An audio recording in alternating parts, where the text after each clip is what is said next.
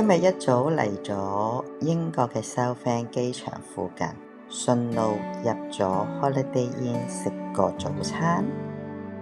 Southend 呢個地方唔係好多遊客都會去嘅，咁通常都係本地人先至會識，環境都幾靜，但係就冇咁商業化咯。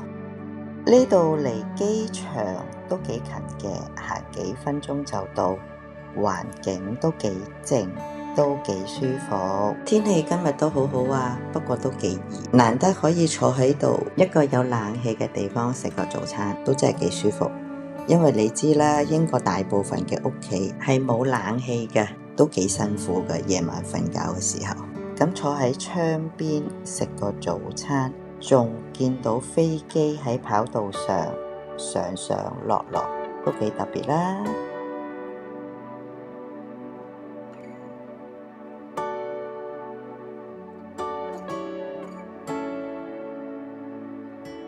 咁我就嗌咗一杯奶茶，一個煙肉蛋漢堡包，味道就一般，不過上台快啦，咁佢嘅地方都乾淨嘅。食飽飽之後，望出窗外見到架小型飛機上落，成份早餐連飲品都只係9磅，咁坐低慢慢食，心情都放鬆咗好多嘅，都幾舒服。如果你經過 Southend， 咁呢度都係一個幾安靜又特別嘅選擇嚟嘅。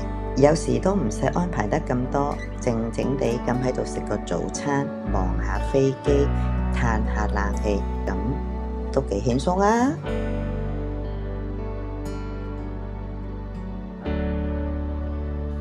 我要返鋪啦，記得 like 同 subscribe 我嘅 channel 啊，咁我會繼續分享生活嘅一啲小片段俾你哋聽啦，俾你哋知道。下次再見啦，拜拜。